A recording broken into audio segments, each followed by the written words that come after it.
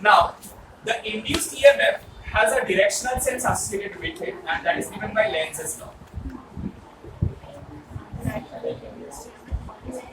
Lenz's law says that the EMF induced is proportional to minus divided. So, minus is what? What does this minus sign stand for? The minus sign stands for the direction of EMF or the direction of current in the circuit. So, write this down. Lenz's law states that the direction of current, the direction of induced current in the loop is such that it always opposes the change that has created it. Always opposes the change that has created it. Opposes the change that has created it. What do you mean by this? इसका मतलब है कौन सा change induced EMF create करता है? Magnetic flux का change. So change क्या हो सकता है? या तो वो कम हो सकता है या तो वो ज्यादा. Means the change means either it can increase or it can decrease.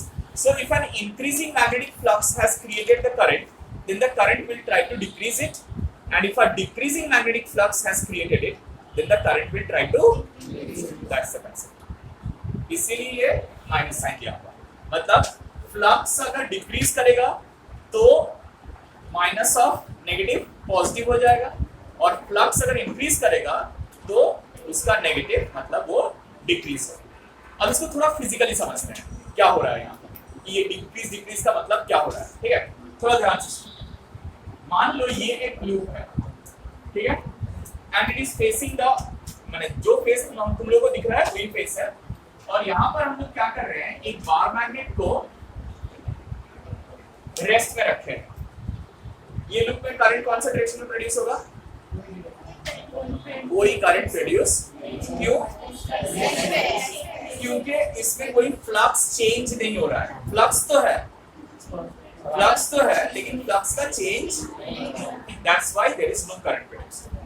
Now listen to this very carefully. आज थोड़ा कंसंट्रेट करो. This magnet is being moved towards the loop. अगर हम लोग लूप के तरफ लेके आएंगे इसे, तो ये मैग्नेट के लिए ये लूप का सेंटर में मैग्नेटिक फ्लक्स इंक्रीज करेगा या डिक्रीज करेगा? Because we are bringing it close, पास लेके आ रहे हैं, तो ऑब्वियसली मैग्नेटिक फील्ड का स्ट्रेंथ इंक्रीज करेगा, तो फ्लक्स भी इंक्रीज करेगा. लेकिन ये लूप चाहेगा उसको अपोज करने के लिए, मतलब वो क्या करने का कोशिश करेगा? डिक्रीज करवाने की कोशिश करेगा. मतलब ये लूप क्या करेगा? मैग्नेटिक फील्ड इस डायरेक्शन में क्रिएट करने का कोशिश करेगा. मतलब कौन सा पोल क्रिएट करेगा? देखो इसमें साउथ की ओर. समझ में आया? तभी तो अपोज करेगा. ये नॉर्थ इधर आ रहा है, ये नॉर्थ क्रिएट करने से तभी तो रिपेल करेगा. समझ में आया? So you need to understand कि अगर तुम बार मैग्नेट को नजदीक लेके आते हो तो ये रिपेल करता है, और मैग्नेट को दूर लेके जाते हो उल्टा करता है. ठीक है, पास आने से बोलता है जाओ जाओ दूर जाओ दूर जाओ. ठीक है, और दूर जाने से बोलते हैं नहीं नहीं बाबा दूर मत जाओ. बस समझ में आया? सो ये जो कंसेप्ट है, ये कंसेप्ट यहाँ पर लेंजेस लॉ हम लोगों को बताता है. तो यहाँ पर 4 सिचुएशन हो सकता है. थोड़ा सिचुएशन स्टडी कर लेते हैं जल्दी से.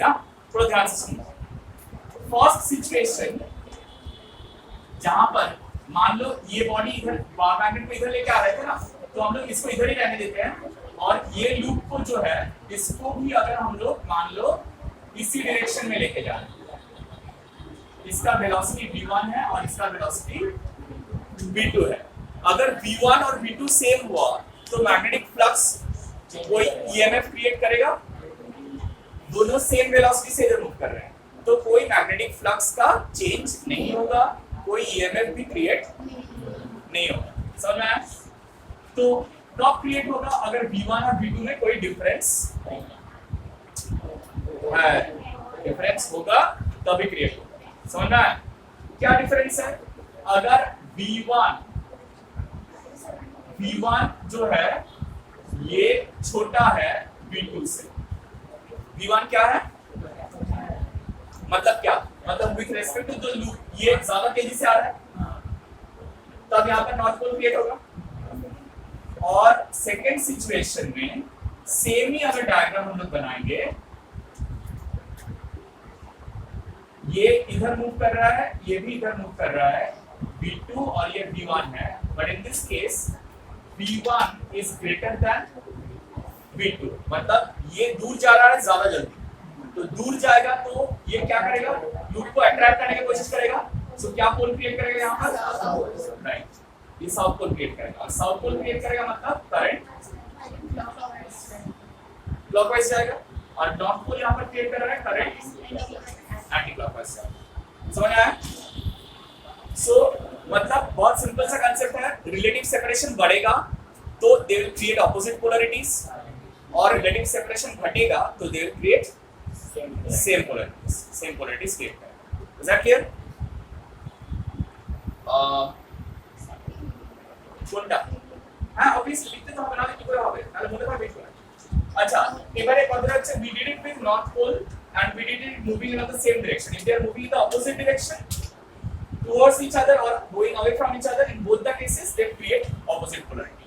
Means one, if the loop is going towards the left and the bar magnet is going towards the right, so the relative separation is what? बढ़ रहा है, तो क्या क्या पोल क्रिएट हो रहा है यहाँ पर? It is attract. समझ में आ रहा है सब लोगों को? देखो लेंसेज लॉ समझना बहुत जरूरी है, इसका डायरेक्शनल सेंस समझना। सो इट विल अट्रैक्ट और अच्छा ये 3 था और 4, और अगर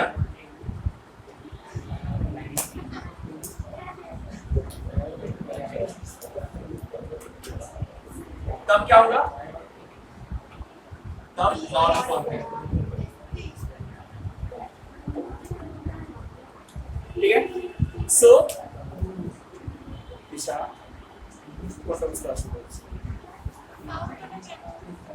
এরকম কাছাকাছি আসছে না দূরে যাচ্ছে? শিখলাম আমরা দূরে গেলে কি হবে? বলবে কোথায়? দূরে যাও না, কাছে এসো, ডাকবে কাছে। ঠিক আছে, দূরে গেলেই কাছে ডাকবে, আর কাছে এলেই বলবে না বাবা কাছে এসো। ঠিক আছে? Is that clear? That is the best way you can remember it. I try to teach you the best way you can remember it. Is this clear to all of you? Lenz's law समझ में आया सब लोगों को? Now Lenz's law confirms according to the conservation of energy principle. क्यों? क्योंकि ये जब हम लोग इन दोनों को पास लेके आ रहे हैं, if you are bringing the two bodies closer, जैसे ये वाले पास लेके आ रहे हैं, so हम लोग मैकेनिकल एनर्जी वेस्ट कर रहे हैं, और ये एक दूसरे को क्या कर रहे हैं? रिपेल कर रहे हैं, मतलब वो मैग्नेटिक एनर्जी वेस्ट कर रहे हैं। सो जितना हम लोग मैकेनिकल एनर्जी वेस्ट करेंगे वो उतना मैग्नेटिक एनर्जी स्टोर करेगा। समझना? सो the amount of mechanical energy we are wasting, the same amount of current and electrical energy will be produced over here. That is why this conforms according to the conservation of energy principles.